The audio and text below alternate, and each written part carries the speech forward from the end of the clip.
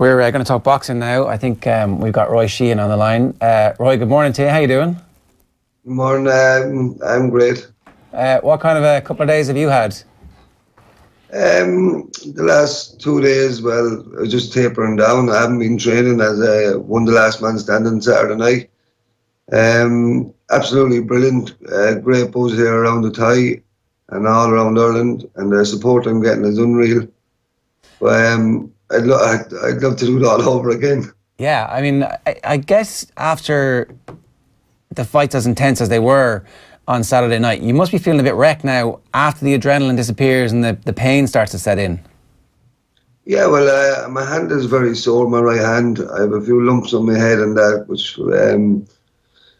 which you get from fighting the 3 fights on the night. The lads that fought, Vladimir Bluski hits hard. JJ McDonough had a great fight with him.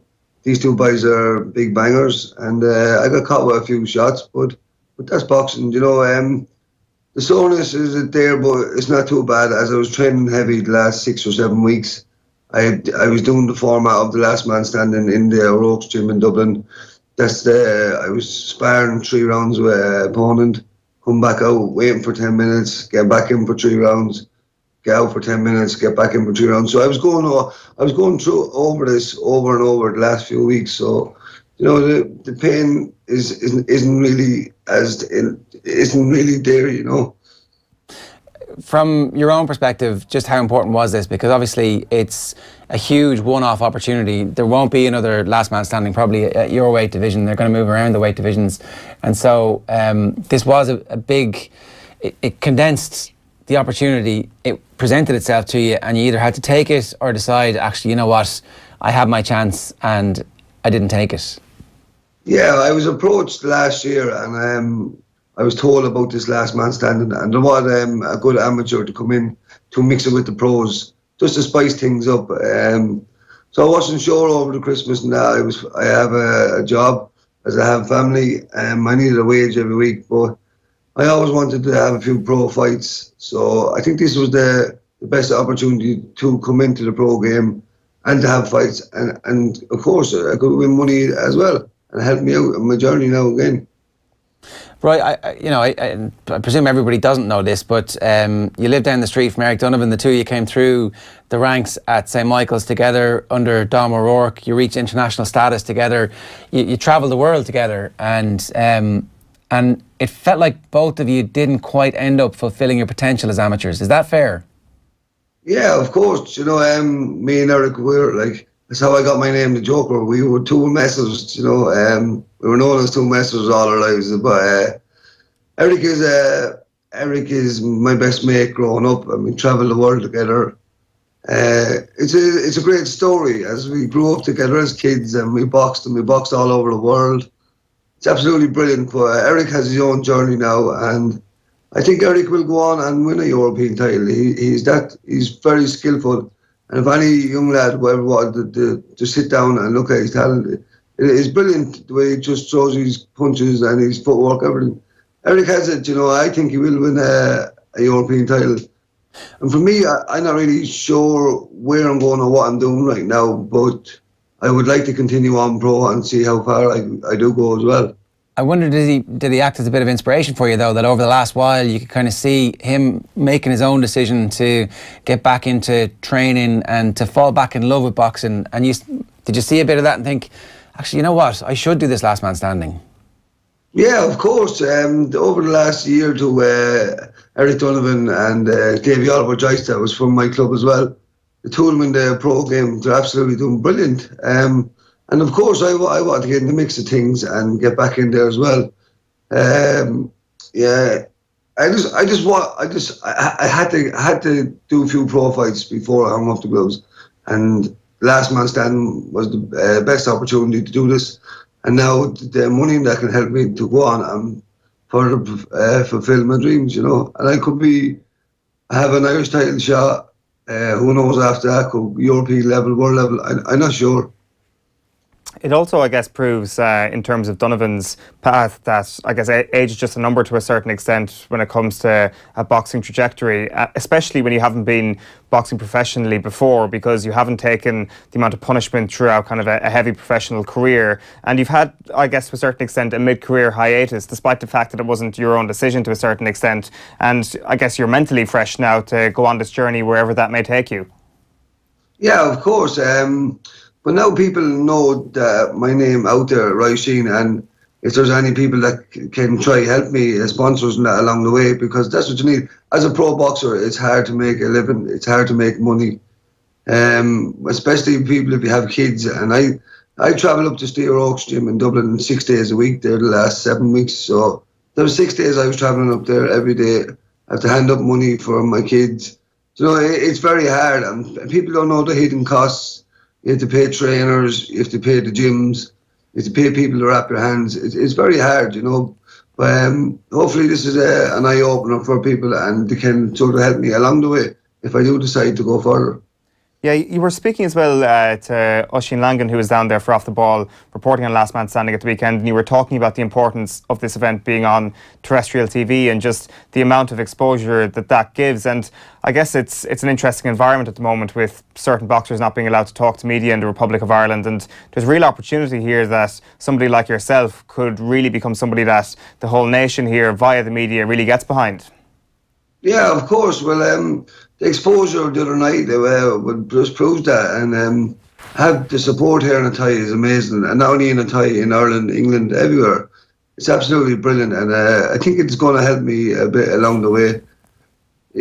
Well, hopefully it does help me and fulfill the dream, you know, because I do want to go further, and I just proved to myself the other night that I am up there. Like JJ McDonough, he's the Irish champion at the 76 kilo there the other night. And I had a good fight with him. Luke Keeler is the middleweight champion. I don't know, he's going for a European title. So I don't really know. I don't know when I'm going to get this Irish title. Do I have to be pro boxer? I have to hold the license for 6 months. I'm not sure. But if I do, I want to move fast in my boxing career. I want to have a 6-rounder, 8-rounder, and 10-rounders and title fights straight away. I'm not afraid of any of the big names out there. So if they want to come ahead, I'll fight them, no problem. We're just putting pictures up there. You're celebrating in the ring with your son having won the final. An amazing moment, really, I guess, that you do get an opportunity to go back and experience exactly what a big night like that is like. Yeah, it's absolutely brilliant. See, my son he's always saying to me, Daddy, how can you don't fight like Eric? And can I walk in the ring? Can I come in the ring with you? And can I hold your belt coming in the ring? And this is my son since last year. He's doing that. And he goes to all Eric's fights. He loves it. But Eric's sons to come in the ring and that with him. That's why my son was coming to the ring. He's like, he loved every bit of it. And it was great for him as well. It's great for my other daughter as well. Brilliant. Tell me, have you settled on a weight? Are you definitely going to be a middleweight? Is that where you feel like your future is? Or do you feel like you want to move up or you want to move down? Like, from a strategic perspective, what do you think is your best opportunity here at success? I'd be going down to 72 and a half. At the Last Man Standing, I was a bit light for that weight. I was only getting into that ring 76.1 kilo. A kilo over the weight the day before. So the other lads would be getting in this ring nearly 80 kilo and that. I was not too small, but I'd be a big for 72 and a half. That's in kilograms, and that's the way I'd be going to be. And so, like, are you looking for a manager? Are you looking for somebody to kind of help you plot a course, or do you want to just do that kind of stuff yourself? Like, at least you have the benefit of watching how Eric has plotted his career and seen the level of progression that he's got to and how fast that has happened for him. Yeah, of course. Well, I have my coach in I'm staying in the Steer Oaks Gym up in St. Michael's in Dublin. Absolutely brilliant coach, and the surrounding, all the lads there, they're absolutely brilliant, every one of them. Great sparring, great training. Everything's just worked out perfect the last few weeks. And I have a lot more to work on in pro game. I'm just learning the last few weeks. I have to learn how to fight inside, middle distance, long distance. It's a different game than the pros and the amateurs, but there's a lot to learn. I'm going to be going over to England sparring a lot with Steer Oak, as he has lads over there and that as well. But I just look forward to the journey now and sign over. I have to sign over, look for my promoters and sign over. So I'm not going to jump into that straight away because I know the pro game, a lot of lads get messed around. Yeah. Do you watch a lot of boxing on that level, Roy? Like, who are your influences? Like, you've mentioned Eric, obviously, here, but in terms of on a worldwide level at the top tier, I know, like, middleweight might not necessarily be your future. That's obviously a very, very deep weight division. Like, who are your influences? Who are you watching? And potentially the very top level that you could get to? Yeah, well, Saunders, I like Saunders, you know, and he's my weight. He's a very strong boxer, and he moves around. He's brilliant at moving. You don't think you'll just sit down and watch him. He's brilliant moving. I like Gigi and Canelo. I like all them, but I think Mayweather's the man. He just floats around the ring, you know what I mean? And he makes all these big lads look stupid, you know. He's just brilliant the way he does it. I know people don't like him, but I just think he's brilliant to watch, you know. I think it's brilliant the way he just make lads miss and counter them. It's brilliant.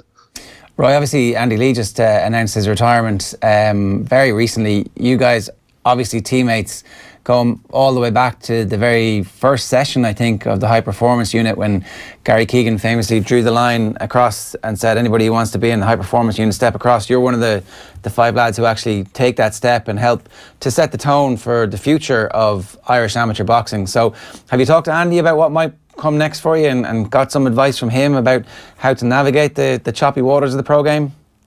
Yeah, Andy is a great mate of mine since I was younger. We travelled the world together as well, and he's one of the best boxers out there as well. And for any young lad to sit down and just to look at him and just the way he boxes, he's unreal.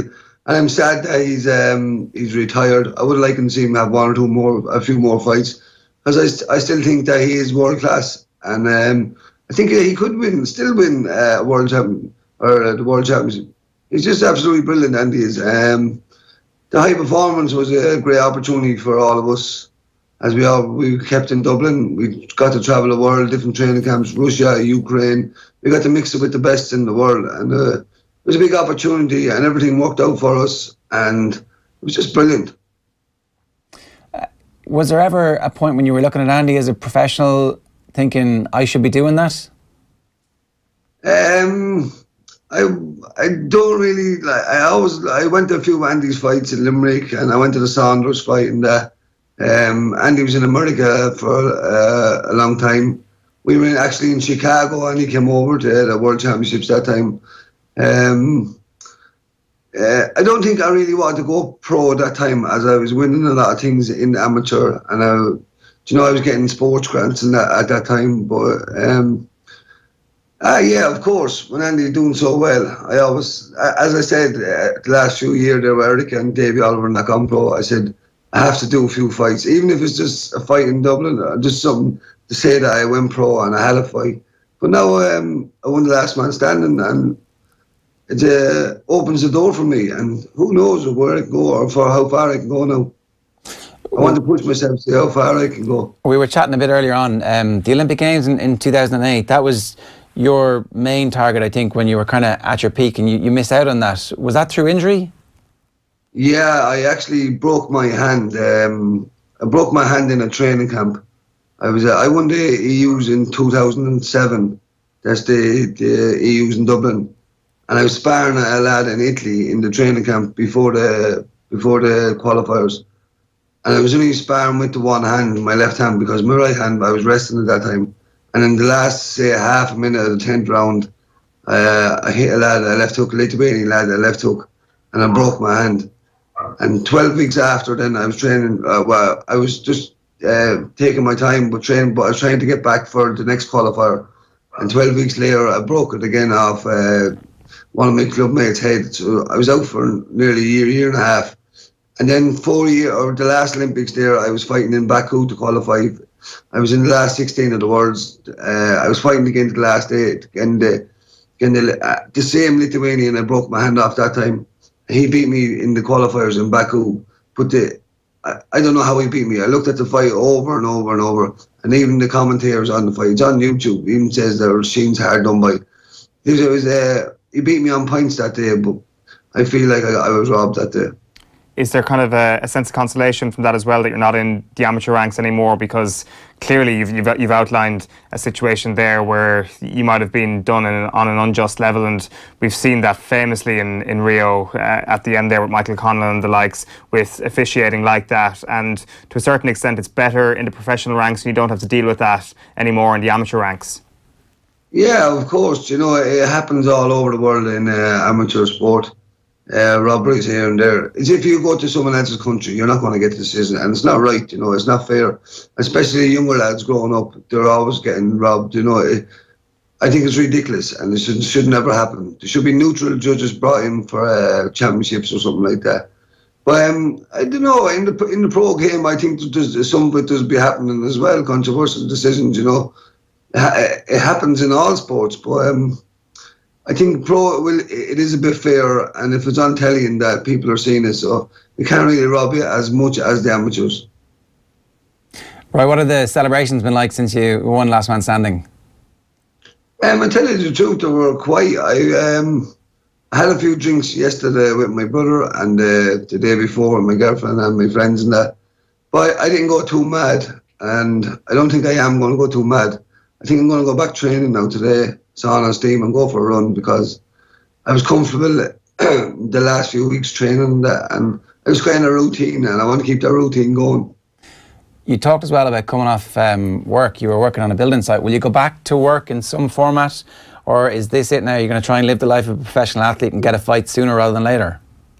Yeah, I was supposed to go back to work yesterday morning, but I don't know. See, I have a title fight, an Irish title fight, so I'm not sure when that is, if I have to hold a license for 6 months, but I think I'm going to stay pro. I'm going to sit down and have a talk with a few promoters and that, and I want them to push me fast. I want a 6-rounder, 8-rounder, and get up there 10-rounders, and I want to fight some of the big names first and see how far I can go, because I want the title fights to help me along the way as well. And I know I'm able to. If I put in the training, I will be able. Is there anybody other than Conor McGregor you want to call out then? No, Conor would be a great fight for me. I'd love to fight him, no problem. I'd fight him with his 4-ounce clubs, no problem. But in Ireland, so if there's a title fight, is there anybody that you think, you know, that would be a great fight in Ireland that we might be able to make at the moment that would actually catapult you and be another fight that maybe TG Carr could show again, because it seemed like they got bang for their buck as well? Yeah, but there's loads of talent at the middleweight in around my way in Ireland. There's absolutely brilliant lads. Do you know, like Conor Kyle, Conor Kerr, Jason Quigley, Fred O'Malley that was supposed to go into these championships. There's I could name out about 30 lads, you know what I mean? Chris Blaney there as well, he was in the Last Man Standing. JJ, all these are all, but I think JJ is a bit, I don't know, heavy for me, but there's unreal talent out there at the middleweight division, and that's what's going to make it exciting in Ireland. Yeah, great stuff. Mick Conlon's been in touch on Periscope to say, go on Roy, haha. So it turns out that the entire boxing community has been delighted for you, and that only happens if you've been knocking around and earned your stripes. So congratulations, well done. No problem, thanks very much. Yeah, Mick Conlon is a great mate of mine as well. We went to Philadelphia and that together. He's absolutely brilliant, and I think he's going to be the next world champion too. For sure. Roy, good man, thanks a million.